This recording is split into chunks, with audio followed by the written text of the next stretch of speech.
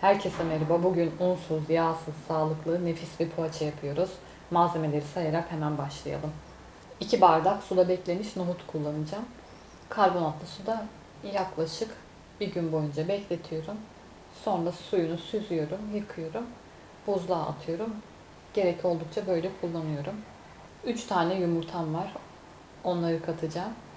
Biraz mahlep, bir çeşit baharat poğaçalara katılıyor zaten. Ve karbonat, onu aktive etmek için limon ya da sirke ve son olarak üzerine susam. Hemen başlayalım yapmaya. Mutfak robotuna ihtiyacımız var. Şöyle alıp önüme içine boşaltıyorum nohutlarımı.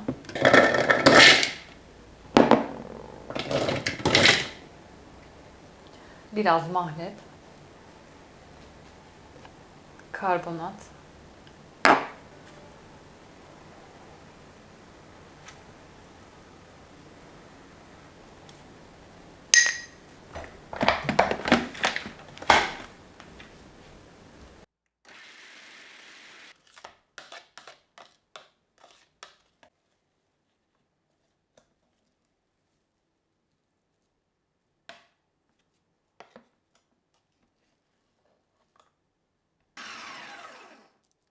yaklaşık 10 dakikadır çalıştırıyorum robotumu.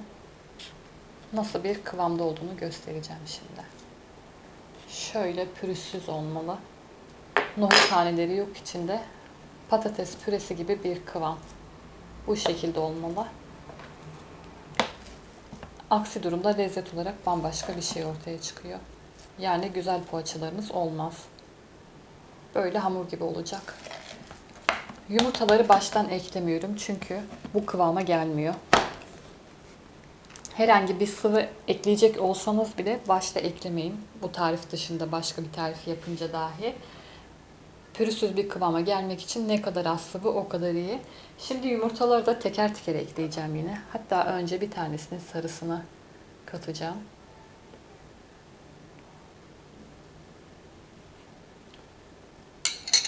Çünkü içinde az da olsa nohut kabukları var. Onları görebiliyorum.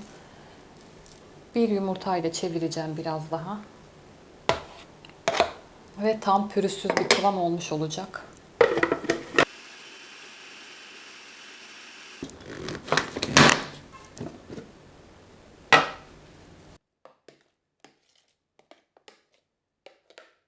Blender ile devam ediyorum. Neden devam ediyorum? Şöyle yakından göstereyim.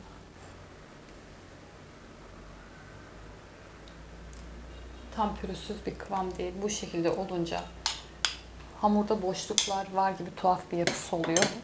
Lezzeti tam istediğim gibi olmuyor o zaman. Sulu gibi tuhaf bir şeyler oluyor. Yani kısaca hoş olmuyor. Bu pütürlü pürüzlü yapının gitmesi gerekiyor. Olması gereken bu şekilde. Nohut kabukları da gitti. Patates püresi gibi bir kıvam oldu. Bir smoothie blenderınız varsa bu poğaçayı yapmak çok kolay. 10 dakika içinde yapabilirsiniz. Çok kısa zamanda. Ama onda çalıştırırken bozulmaması için biraz dikkat etmek gerekiyor. Şöyle bir kaşık, yarım daha. Artık büyüklüğünü ne kadar istiyorsanız. Arasına peynir ekliyorum. Ama peyniri normal poğaçalarda yaptığımız gibi ortasına değil her tarafına yayıyorum. Sonuçta nohuttan yapıyoruz. Peynir tadı gelsin biraz. Söylediğim püf noktalarına dikkat ederek yaparsanız muhteşem bir poğaça yersiniz gerçekten. Ama nohut kabukları içinde kalırsa o zaman bambaşka bir tarif oluyor. Bir daha yapmazsınız bir kere yaptıktan sonra. Bizim evde normal poğaça olmaz hamurdan. Ve eşim de kolay kolay öyle beğenmez yemek. Bunu gayet rahat bir şekilde severek tüketebiliyor. Ama ben smoothie blender ile yapıyorum her zaman. Sırf bu tarif için bir tane edinebilirsiniz bence. Tamamdır. 1,5 kaşık döküyorum. Şöyle hamurumun kıvamını bir kez daha göstereceğim. Biraz fazla tekrar mı ettim acaba? Ama gerçekten çok önemli çünkü bu kadar güzel bir tarifi yanlış yaparak kaybetmeyin hiç çünkü. Bildiğiniz hamur kıvamı. İçinde hiçbir şey yok. Böyle. Hiç boşluk olmayacak.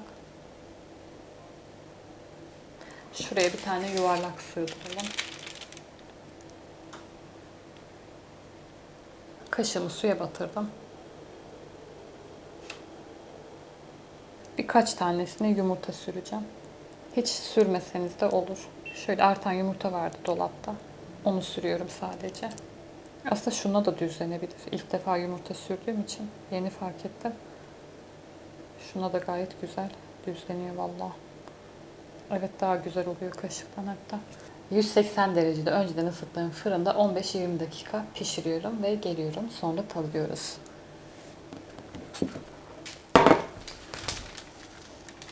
Hemen tadıyorum.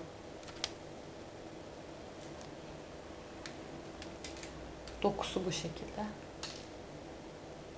Hamur gibi aynı. Hiçbir farkı yok. Gerçekten çok iyi. Afiyet olsun, hoşça kalın.